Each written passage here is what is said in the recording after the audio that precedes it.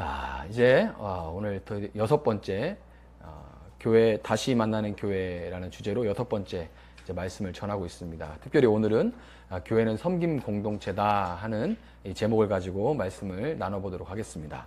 자, 전국 어느 도시나 마찬가지로 이 세종시에도 대규모 아파트 단지가 굉장히 많습니다. 여기 와서 정말 느끼는 게 아파트 정말 많다, 교회 정말 많다, 뭐 이건데 아파트 단지 정말 많아요. 특별히 그런데 이 세종시는 신도시다 보니까 전과는 제가 전에 살았던 그런 도시들의 아파트와는 다른 어떤 트렌드를 볼 수가 있습니다. 단지 내에 이 단지 내에 각종 복지, 편의, 뭐 체육시설, 상가들, 심지어는 뭐 초등학교까지 있습니다. 몇몇 뭐 모두가 그런 건 아니지만 몇몇 아파트 단지에는 초등학교도 있어요.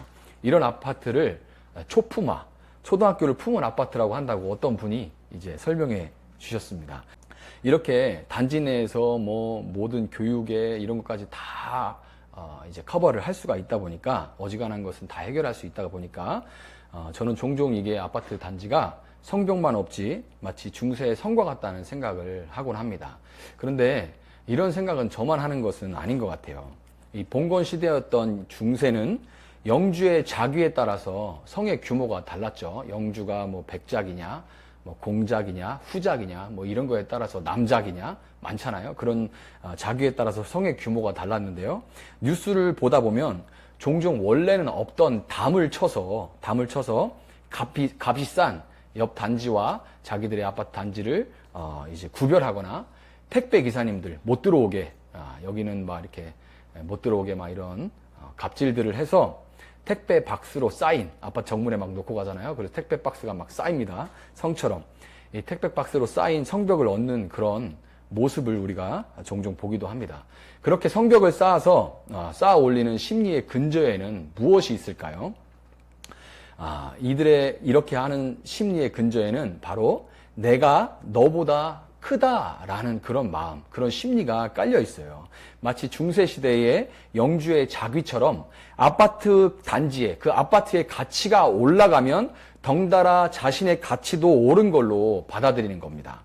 고급 승용차에 탔다고 자기도 고급이 되고 큰 덤프트럭에 탔다고 자기도 커졌다고 생각하는 그런 심리와 비슷한 거죠. 이렇다가 보니까 평소에는 각자의 두꺼운 철문 뒤에서 생면부지로 지내다가도 주변의 다른 아파트 단지들보다 내가 속한 단지의 가치를 높이는 일이나 반대로 가치를 떨어뜨릴 만한 일에는 마치 중세시대에 성들끼리 전쟁을 벌인 것처럼 온 이 주민들이 하나가 돼서 투쟁을 하는 모습을 우리가 보기도 하는데요. 이것은 누가 크냐 하는 그 문제에 있어서는 그 누구도 자유로울 수 없다는 것을 우리에게 보여주는 겁니다. 오늘 본문에도 이 제자들 사이에서 여러분 아까 읽은 그 본문에도 제자들 사이에서 누가 크냐 하는 다툼이 일어났어요. 근데 이 다툼은 누가복음 9장도 여러분 보면 똑같은 다툼을 볼 수가 있습니다. 이게 한두 번이 아니에요. 이 제자들끼리는 누가 크냐, 네가 크냐, 내가 크냐 뭐 이걸로 자주 다툽니다. 그런데 문제가 뭐냐면 오늘 이 본문에 이 다투는 이야기는 그들이 다투기 바로 전에 마지막 만찬이 있습니다. 성경을 한번 보세요. 마지막 만찬이 바로 그 전에 있었어요. 그리고 예수님께서 뭐라고 하시냐면 그 자리에 있던 한 사람의 손에 의해서 자신이 팔릴 거라는 굉장히 무섭고 아주 무거운 그런 이야기를 하셨다는데 심각성이 있습니다. 그러니까 아주 유언을 하고 있는데요. 지금 한번 생각해 보세요. 이게 뭐와 비슷한 얘기냐면 아버지가 지금 임종을 앞두고서 유언을 남기시는데 그 유언을 남기시자마자 자식이란 놈들이 아버지 앞에서 지금 대놓고 유산 싸움을 지금 하고 있는 거예요. 아버지 아직 안 돌아가셨는데. 그런 상황입니다. 지금 예수님께서 지금 심각하고 무거운 얘기를 하셨는데 그 말씀 끝나자마자 누가 크냐를 놓고서 지금 제자들 사이에서 싸움이 난 거예요. 여러분 이 누가 크냐는 물음에 세상은 돈, 권세, 이 명예를 더 가진 자가 더 크다고 답합니다. 돈, 명예, 권세를 더 가진 자가 더 크다고 세상은 그렇게 말을 하죠. 부익부, 빈익빈이 갈수록 더 심해지고 아빠 찬스, 엄마 찬스라는 말이 나돌면서 날 때부터 아주 심하게 기울어진 운동장에서 달려야 하는 이 불공정으로 인한 박탈감, 이 박탈감, 상실감으로 인해서 울분을 토하는 청년들이 넘쳐나고 있죠. 지금 어디에나 이 청년들의 신음소리가 가득합니다. 물론 당연히 공정한 사회를 만들어서 이렇게 기후운동장을 조금이라도 더 평평하게 반듯하게 만들어 가야 되는 것 너무나 당연한데요. 그렇지만 그렇게 분노하고 좌절하고 박탈감으로 울분을 토한다는 것 자체가 그 또한 누가 더 크냐에 있어서 지금 울분을 토하고 있는 그 사람도 세상과 동일한 기준을 가지고 있다는 것을 반대로 웅변하고 있는 거예요. 그러니까 좌절감이 나고 박탈감, 우울감, 이런 울분이 막 쏟아져 나오는 거죠. 왜? 나도 커지고 싶은데 나는 왜 커질 기회를 안 줘? 이런 마음 때문에 그런 거죠. 자, 이런 세상에서 주님은 이방인의 임금들은 그들을 주관하며 권세를 얘기하는 거죠. 내 힘으로 누군가를 다스릴 수 있는 권세, 통제할 수 있는 그 힘, 권세. 그 집권자들은 스스로를 은인, 자비를 베푸는 사람이라 이 돈과 명예를 얘기하는 겁니다. 이런 사람을 이제 이방인들은 세상에서 이들을 크다고 칭하지만 너희는 그렇지 않아야 한다라고 예수님 단호하게 말씀하세요. 너희는 그렇지 않아야 된다고 단호하게 말씀하시는 거예요. 너희, 다시 말해서 주님이 택하시고 부르신 교회는 누가 크냐가 아니라 어떤 사람이 크냐를 물어야 할 것을 지적하신 겁니다. 예수님께서. 주님은 그런데 그 말씀 끝에 어떤 사람이 크다고 말씀하시나요? 어떤 사람이? 바로 섬기는 사람이 크다고 말씀하세요. 여러분, 그래서 교회는 태생적으로 섬김 공동체이고 또한 섬김 공동체여야만 하는 겁니다. 섬김 공동체이고 섬김 공동체여야만, 섬김 공동체로 더 변해가야만 하는 거예요. 오늘은 이 섬김 공동체로서 교회의 구조는 어떠해야 하는지, 또한 어떻게 하면 온전한 교회, 이 섬김의 공동체가 될 수 있는지 한번 살펴보면서 은혜를 나눠보도록 하겠습니다. 오늘 본문 29절에서 예수님은 내 아버지께서 나라를 내게 맡기셨다고 말씀하십니다. 내 아버지께서 나라를 나에게 맡기셨다, 이렇게 말씀하시죠. 이 나라는 어떤 나라인가요? 예수님 공생의 처음부터 시작하시면부터 뭐라고 하시냐면 때가 찼고 하나님의 나라가 가까이 왔으니 회개하고 복음을 믿으라, 이렇게 말씀하시죠. 이렇게 선포하셨던 바로 그 하나님 나라가 예수님께서 물려받은 그 나라예요. 자, 예수님은 이 하나님 나라를 제자들에게 맡기시면서 너희로 내 나라에 있어 내 상에서 먹고 마시며, 또는 그냥 이거는 그냥 먹고 마시고 보좌에 앉아, 이렇게 해석하는 게 더 자연스러워요. 그냥 먹고 마시고 보좌에 앉아 이스라엘 12지파를 다스리게 하려 하신다, 이렇게 예수님 말씀하십니다. 자, 이 말씀은 하나님의 나라라는 것은 죽어서야 들어가는 사후 세계에 존재하는 어떤 나라가 아니라 지금 너희들이 내 상에서 먹고 마시는 이것이 곧 하나님의 나라다, 이런 뜻입니다. 지금 너희들이 내 상에서 먹고 마시고 있는 지금 이 먹고 마시는 이것이 바로 하나님 나라다, 이렇게 말씀하신 거예요. 그런데 여러분, 제자들이 예수님의 상에서 먹고 마시려면 당연히 그들에게 먹을 것과 마실 것을 차려주고 시중을 들어줄 사람이 필요하겠죠. 그렇다면 27절의 질문, 앉아서 먹는 자가 클까요? 아니면 서서 섬기는 자가 클까요? 당연히 앉아서 먹는 손님이 왕이죠. 당연히 앉아서 먹는 손님이 왕이죠. 그런데 만찬에서 제자들을 섬기신 분, 직접 떡을 떼어주시고 포도주를 따라서 나눠주신 분은 누구예요? 예수님입니다. 우주의 왕이신 하나님께서 그 나라를 맡기셨으니까 예수님도 역시 왕이시죠. 그런데 왕이신 예수님이 제자들을 왕처럼 섬기신 겁니다. 여러분, 우리는 여기서 하나님 나라의 구조를 볼 수가 있는 거예요. 이 세상의 나라는 전형적인 피라미드 구조죠. 삼각형의 구조를 갖고 있습니다. 피라미드의 상위층에 자리 잡은 사람들은 서로 학연, 지연, 더 나가서 혼연, 결혼으로 또 다 섞여 있죠. 이 학연, 지연, 혼연으로 다 얽혀 있고 서로의 비리를 또 다 알고 있습니다. 그래가지고 서로 덮어주고 서로 커버해주고 서로 감싸주는 이런 이 삼각형의 꼭대기에 살고 있는 그들만의 리그, 이 일명 스카이 캐슬에 살고 있습니다. 중간쯤에, 그보다 밑에 있는 중간쯤에 자리 잡고 있는 자들은 한 칸이라도 더 위로 올라가려고 안간힘을 쓰면서 상류층을 동경하고, 누군가 나보다 조금이라도 더 높은 데로 올라가려고 하면 배가 아파서 어떻게든지 끌어내리려고 악을 씁니다. 그래서 상류층으로 못 올라가는 것도 있어요. 끌어내리니까요. 그러면서 잊지 않는 한 가지가 있죠. 뭐냐면 맨 바닥층을 비웃어 주는 겁니다. 얼마나 게으르고 무능하면 거기 있냐. 아유 불쌍하다라고 때로 말하기도 하지만 그 심리의 기저에는 얼마나 가난하고 얼마나 게으르고 무능하면 저기 있냐. 뭐래도 좀 하지. 뭐 이런 생각들이 그 기저에 깔려 있죠. 나보다 낮은 층에 있는 사람들이 그들의 삶의 정체성을 제공해 주는 겁니다. 그들 밑을 보면서 뿌듯해 하는 거예요. 내가 여기까지는 올라왔으니까 그래도 나름대로 잘 살았지. 그래도 나름대로 어느 정도는 성공한 삶이지 않겠어? 라고 밑을 보면서 위를 동경하면서도 그래도 내가 이 정도 라인에는 있으니까 이런 그들의 정체성, 위치를 제공해 주는 겁니다. 그런데 여러분, 하나님 나라에서는 맨 꼭대기에 계신 분이 그 아래 아니죠. 사실 제자들은 사회에서는 맨 바닥층에 가까운 그런 삶을 살고 있었습니다. 근데 그 맨 위에 계신 예수님이 그 바닥층을 위해서 지금 서빙을 하고 있는 거예요. 그래서 여러분, 그 나라의 구조는 피라미드, 이 삼각형의 구조가 아니라 역삼각형의 구조인 겁니다. 지금 보이시나요? 역삼각형의 구조. 이게 바로 그 나라, 하나님 나라의 구조인 거예요.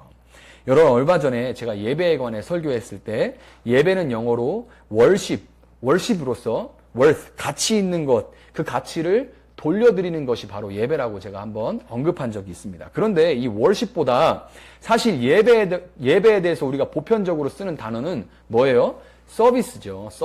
서비스가 예배입니다. 그런데 우리가 예배를 이 서비스라고 하면 우리가 하나님께 뭔가 봉사하고 서비스하는 거 이렇게 생각하기가 쉬운데요.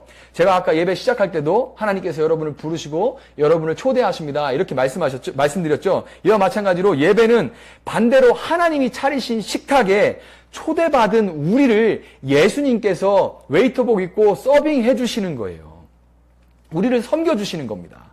우리는 예배를 통해서 우리 같은 자를 그 잔치에 초대해 주신 하나님의 은혜를 누리고 우리를 섬겨주시는 예수님을 경험하면서 세상과 다른 하나님 나라의 그 구조와 가치에 놀라워하는 반응으로 감사로 그 가치를 돌려드리는 가치를 돌려드리는 워십을 할 뿐인 거예요. 이런 서비스로서의 예배를 가장 잘 보여주는 것이 바로 지난주에 제가 말씀드린 성찬입니다. 제가 지난주에 그래서 성찬을 말씀드렸어요. 성찬은 제가 지난주에 기쁨의 식사라고 말씀을 드렸는데 그럼 성찬식은 누가 인도하나요? 교회에서? 여러분 한 번씩들은 다 경험해 보셨죠? 성찬식 누가 인도하나요? 목사와 장로입니다. 목사와 장로가 성찬식을 인도하죠. 다시 말해서 목사와 장로라는 이 직분은 예수님을 대신해서 식탁 서빙을 하는 직분입니다. 목사와 장로가 뭐냐? 예수님을 대신해서 식탁 서빙하는 사람들이에요. 그러라고 준 직분입니다. 인도는 목사와 장로가 이렇게 하는데 그럼 집사는 뭐예요? 집사는 뭐 하는 거야? 그 생각이 들 수 있죠. 집사는 뭐예요? 여러분 이 봉사라는 단어가 원어로 디아코니아인데요. 디아코니아인데 그 어원이 어디서 왔냐면 식탁 서빙에서 왔습니다. 식탁을 섬기는 그 식탁 서빙에서 왔어요. 디아코니아라는 단어가.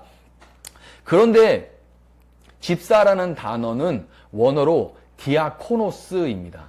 디아코니아, 디아코노스. 자, 딱 들어봐도 헬라어 공부 안 했어도 디아코니아에서 이 디아코노스, 집사라는 것이 왔다는 것을 금방 눈치챌 수가 있죠. 자, 집사는 그래서 성찬을 직접 인도하지는 않죠. 인도하지는 않지만 성찬의 떡과 포도주를 준비하고 예배 후에 있을 애찬, 함께 우리도 오늘 여기 모인 우리 식구들은 함께 이제 애찬을 나눌 건데요. 이 애찬을 집사가 준비하는 거예요. 그러니까 이 집사는 주방장급이죠. 목사와 장로는 서빙하고 집사는 주방장급인 거예요. 여러분, 그러니까 교회의 모든 직분은 결국 식탁 서빙을 하기 위해서 존재하는 거고 직분자들이 하는 모든 봉사는 고객이신 성도들이 주님의 살과 피에 기쁨으로 온전히 동참할 수 있도록, 집중해서 그것을 먹고 마시고 즐거워하는데 온전히 집중할 수 있도록 최대한 서비스하고 봉사하는 그 시중을 들기 위해서 하는 거라는 거예요. 직분자들이 하는 모든 봉사는.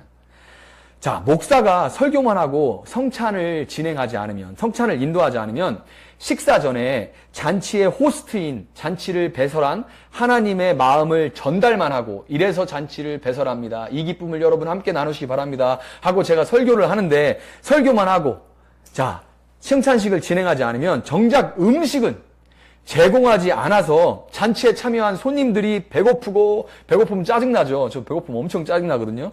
배고프고 짜증나게 만들고 있는 거예요. 엄청 말은 길게 했는데 밥을 안 줘. 짜증나는 거죠.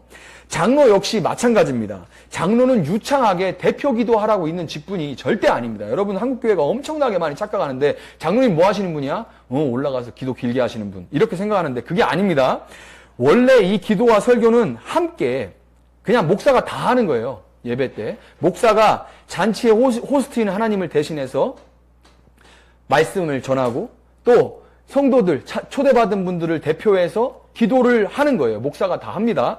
그런데 한국교회 초기에 한국말에 서투른 외국인 선교사님들이 설교는 이제 원고를 만들어서 딸딸딸딸 외워가지고 설교는 하겠는데 기도는 못 하겠는 거예요. 눈 감고는 말이 안 나와요. 그러니까 어떻게 해야 돼요? 그 중에서 이제 존경받는 분들을, 존경받아서 뽑힌 장로님들한테, 장로님, 기도 좀 해주세요. 제가 좀 말이 딸립니다. 그래서 그분들이 기도를 하던 것이 한국교회의 장로가 기도하는 걸로 이 전통이 된 거예요. 이 전통이 나쁘다는 건 아닙니다. 그리고 너무 이해해요. 저도 아프리카 있을 때 설교는 제가 그 현지의 니안자어로 종이에 막 써가지고 한 3-4장 되는 걸 달달달달달 외워가지고 맨날 똑같은 설교를 이렇게 앵무새처럼 했었어요. 몇 번 하니까 이제 다 외워가지고 그냥 쭉 녹음기 틀듯이 설교를 할 수 있었는데 기도는 안 돼요. 왜 그렇게 전통이 생겼는지 이해할 수가 있습니다. 그런데 이 장로는 원래, 그래서 이거는 전통일 뿐이지 기도하라고 세워진 직분이 아니라요, 원래 장로는 미리 주중에 성도들을 한 사람 한 사람 살펴서 그들이 기쁨의 잔치에 참여했고, 또 참여 이미 했고 또 참여하기에 합당한 삶을 살고 있는지 장로들이 살피고, 어려움에 빠진 사람을 위해서 기도하고 찾아가서 위로하고 격려함으로써 한 사람도 잔치에 빠지는 사람이 없도록 미리미리 돌아보는 일을 하는 것이 장로라는 직분입니다. 성도들을 전부 다 기억하고, 장로들은 당연히 그러니까 성도를 전부 기억해야겠죠. 누가 왔는지 안 왔는지 대번에 알 수 있어야 됩니다. 목사들은 보면 그게 다 보여요. 그런데 원래 목사가 할 일이 아니라 장로라는 직분이 해야 되는 일입니다. 성도들 전부 기억하고 그들의 형편을 다 알아서 성찬에 참여할 자격이 있는지, 그분이 세례를 받았는지 받지 않았는지, 혹은 어떤 지금 큰 죄에 빠져 있는지, 어려움을 겪고 있는지, 그래가지고 지금 성찬을 받을 만한, 예수님의 살과 피를 먹을 만한, 먹고 마실 만한 그런 상태에 있는지 없는지를 장로가 알아야 돼요. 알아서 서빙을, 세례 받았어요? 안 받았어요? 물어볼 것도 없죠. 이미 내가 다 알고 있는 거예요. 그래서 그들에게만 가서 서빙을 해야 되니까, 교인이 너무 많아서 장로가 교인들을 전부 살필 수가 없다면 이미 그것은 교회로서의 기능을 잃어버린 겁니다. 너무 커져버린 거예요. 또 일주일 내내 성도들을 위해서 기도 한 번, 전화 한 번, 병문안 장례식 참석 한 번 하지 않고 주일에 교회에 와서 아무리 번지르르하게 기도를 한다고 해도 그 사람은 이미 장로가 아닙니다. 그러면은 이미 장로가 아닌 거예요. 여러분, 개신교와 천주교 사이에 논쟁이 있을 때 개신교는 천주교에게 너희는 왜 교황을 모시냐? 예수님을 모셔야지. 너희는 왜 교황을 모시냐? 이렇게 우리가 천주교를 공격할 때가 있습니다. 개신교와 천주교가 논쟁할 때요. 그럴 때 여러분, 천주교가 뭐라고 반박하는 줄 아십니까? 우리는 교황이 한 분인데 너희는 교회마다 교황이 있지 않냐? 이렇게 반박을 합니다. 너희는 교회마다 교황이 있잖아. 한 명씩. 이렇게 반박을 해요. 이게 우스갯소리지만 뼈가 있는 말이죠. 목사를 직분이 아니라 신분이라고 생각하는 목사들이 너무 많고요. 또 그런 목사를 맹종하는 사람들이 정말 많습니다. 장로 집사도 직분을 얻기 전에는 겸손히 섬기다가 막상 직분을 얻고 나면 목에 힘이 들어가고 인사받고 대접받는 것을 당연하게 여기는 사람들이 너무나 많아요. 직분을 서빙하라고 준 직분을 계급으로 착각하는 거죠. 여러분 본문 30절에서 예수님은 아버지 하나님이 맡기신 하나님 나라는 내가 식탁에서 너희들을 섬기는 나라다. 내가 주와 선생되어 너희들을 식탁에서 섬기는 그 나라가 바로 하나님 나라다라고 말씀하시면서 그 나라를 너희에게 맡겨 보좌에 앉아 이스라엘 12지파를 다스리게 하려고 하신다고 그렇게 말씀하십니다. 이스라엘 12지파라는 것은 세상에 흩어져 있는 모든 하나님의 백성들을 의미하는 거예요. 다스린다는 것은 이 30절, 오늘 본문에 쭉 읽다가 30절까지 예수님의 이 말씀과 행동으로 볼 때 분명히 이 섬기는 리더십을, 섬김의 리더십을 말하는 겁니다.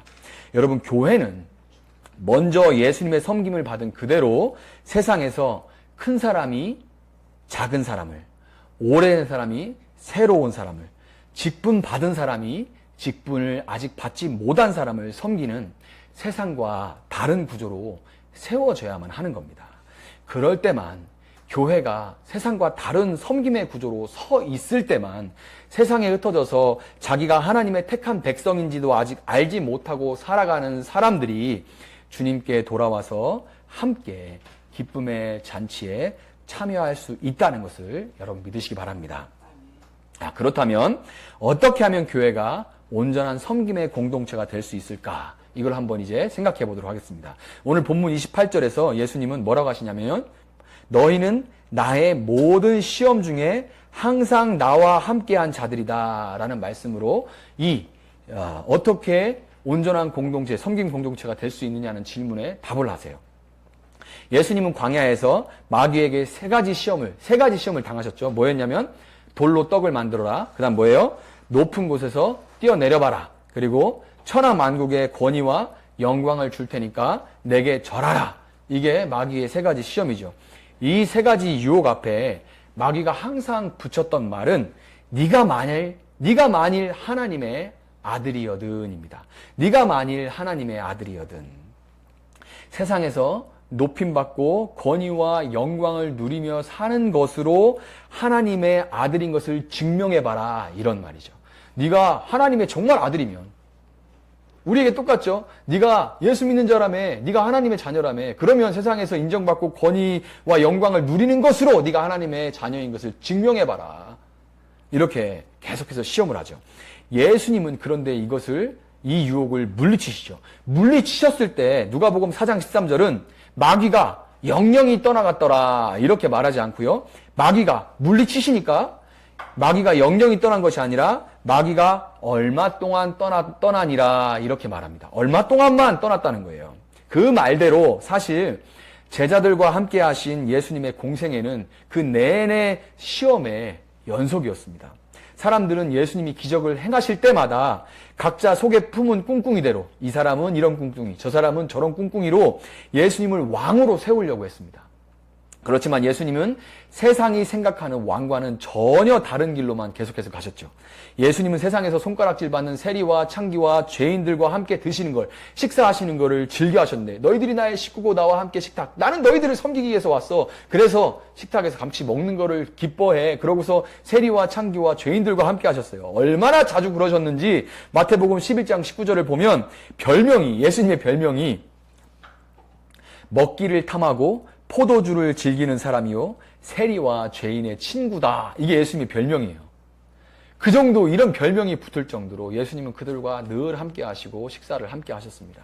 예수님은 예루살렘에 입성하실 때 얼마든지 왕이나 개선장군이 타는 백마를 타실 수 있었지만 그 대신 나귀, 그것도 길들지 않아서 타기가 너무 불편한 어린 나귀 새끼를 타셨죠. 예루살렘에 입성하신 예수님은 잡히시기 전날 밤에 제자들의 발을 씻어주셨는데요. 그것은 당시에 종들이나 하는 일이었습니다. 여러분, 예수님이 세상에서 커지고 높아지고 강해져서 하나님의 아들인 것을 증명하라는 이 마귀의 유혹을 계속해서 물리치고 내내 유혹이 들어오고 시험이 들어왔는데 계속 물리치시고 하나님의 뜻대로 끝끝내 섬김의 삶을 살 수 있었던 방법은 여러분 무엇인지 여러분 생각해 보셨나요? 바로 기록된 바, 광야에서 마귀를 물리친 그 방법 그대로 기록된 바, 즉 하나님의 말씀이었습니다. 예수님은 광야에서 세 차례 마귀의 유혹을 말씀으로 이기신 후에도 여전히 동일한 말씀으로 끝내 세상의 방법을 쫓아 하나님의 아들인 것을 증명한 것이 아니라 하나님의 나라를 살아냄으로써 하나님의 아들인 것을 증명하셨던 겁니다. 다시요. 예수님이 세상의 방식을 쫓아서 내가 이렇게 크고 높고 힘이 있으니 내가 하나님의 아들이다가 아니라 하나님의 나라를 살아내는 섬김의 모습으로 하나님의 아들이심을 증명하셨던 겁니다. 여러분, 우리는 개인적으로 예배 가운데 들리는 말씀인 설교와 보이는 말씀인 성찬을 통해서 그 예수님, 그 시험을 끝끝내 이기신 예수님을 먹고 그 시험을 이기신 예수님과 하나가 되는 겁니다. 우리는 말씀을 듣고 듣는 말씀인 설교와 보이는 말씀인 성찬을 통해서 그 예수님과 하나가 되는 거예요. 우리를 먹이시고 살리시기 위해서 세상에서 가장 낮은 자리인 십자가에 달리셔서 자신의 몸을 찢고 피를 흘리기까지 우리를 섬기신 예수님과 연합할 때 우리는 비로소 온전히 섬길 수 있는 자로, 온전히 섬길 수 있는 자들로 변화될 수, 거듭날 수 있다는 것을 여러분 믿으시기 바랍니다. 공동체적으로, 개인적으로 또 공동체적으로 우리는 공동체 식사인 섬김, 이 성찬을 통해서 섬김의 본을 보여주고 또 본을 봐야 됩니다. 이 공동체가 중요한 것은요, 공동체 안에서만 우리가 이 섬김의 본을 보여주고 또 본을 볼 수가 있기 때문에 특별히 성찬을 통해서 우리는 이 섬김의 본을 보여주고 봐야만 하는 겁니다. 우리 공동체에는 아직 장로님이 안 계시죠? 장로님이 아직 없으니까 너무나 부족하지만 제가 여러분을 섬기는 그 섬김의 본을 여러분 본봐야 하고요. 저희 집사람이 여러분을 섬기는 그 섬김의 본을 본봐야 합니다. 그대로 해야 되는 거예요. 여러분, 예수님은 보이지 않지만 그 말씀을 나눠 먹은 공동체를 통해서 우리는 그분의 섬김을 볼 수 있는 겁니다. 사람은 들은 대로 하는 게 아니라요. 그래서 한국교회가 힘이 없는 것이 성찬을 통한 섬김을 하지 않기 때문에 그런 영향이 아주 큽니다. 사람은 들은 대로 안 하거든요. 들은 대로 하지 않고 보는 대로 해요. 여러분 집의 자녀들이, 또 너무나 슬프지만 저희 집의 자녀들이 그래서 그렇게 하고 있는 겁니다. 슬퍼지네요. 그래서 그렇게 하고 있는 겁니다. 왜? 들은 대로, 잔소리한 대로 하는 게 아니라 보는 대로 하니까요. 여러분, 개인적으로 또한 공동체적으로 예수님의 살과 피에 동참할 때 교회는 온전한 섬김 공동체로 설 수 있다는 것을 꼭 기억하시기 바랍니다. 말씀을 맺도록 하겠습니다. 31절 한번 보세요. 31절에서 주님은 시몬아 시몬아 보라 사탄이 너희를 밀가부로 하려고 요구하였다, 이렇게 말씀하시죠. 이 말씀은 한마디로 우리 힘으로는 섬길 수가 없다는 뜻입니다. 우리 힘으로는 섬김의 삶을 살 수가 없다는 말이에요. 심지어 우리는 겸손함으로 인정받고 싶은 욕구로, 그런 욕구의 발로로 그렇게 할 때가 정말 많습니다. 겸손함조차도 저 사람 참 겸손해, 사람이 참 겸손하고 유해, 이런 얘기 듣고 싶어서 하는 그런 욕망의 발로로 그런 척 할 때가 정말 많아요. 내 힘으로 섬겨보려고 할 때 우리는 결국 지치게 됩니다. 그리고 그럴 때 사탄은 계속해서 우리를 밀가부로듯 까불러대요. 뭐라고 해요? 너 안 어울리게 뭐 하는 짓이냐, 너 이렇게 한다고 누가 알아주기는 하냐, 야 너만 그렇게 산다고 달라지는 거 바뀌는 거 하나도 없어, 네가 섬긴다고 그 사람이 고마워하기는 하냐, 이렇게 밀가부로씩 까불러대요. 이런 분탕질에 우리는 마치 이 키질당하는 곡식들이 막 그 겨가 막 날아다니는 것처럼 까불려질 수밖에 없는 겁니다. 여러분, 그러나 우리에게 소망이 있음은 주님이 우리를 위해서 우리의 믿음이 떨어지지 않기를 기도하신다는 겁니다. 그래서 아직 여전히 우리에게 소망이 있는 거예요. 여기서 믿음이라는 것이 무슨 믿음을, 주님이 우리의 믿음이 떨어지지 않기를 기도하신다는데 중보자로서 그 믿음이 무슨 믿음일까요? 이 믿음은 여러분, 조엘 오스틴류의 잘 되는, 믿은 대로 잘 되는 나, 말하는 대로 되는 나, 뭐 이런 누구보다도 커질 수가 있는데 네가 믿지를 않는 게 문제다, 너는 커질 수 있어, 넌 잘 될 수 있어, 너는 할 수 있어, 이런 믿음대로, 그냥 네가 그걸 진짜로 믿으면 그대로 될 수 있는데 네가 믿질 않아서 안 된다, 이런 류의 믿음이 아니라요, 이런 식의 성공신화를 향한 믿음이 절대 아니에요. 이 믿음은 우리가 예수님이 기도하시는, 지키시기를 위해서 기도하시는, 우리를 위해 기도해 주시는 그 믿음은 예수님의 말씀과 섬김의 본보기를 통해 소유하게 된 하나님 나라의 하나님 나라의 구조에 대한 그 지식에 기초한 믿음인 거예요.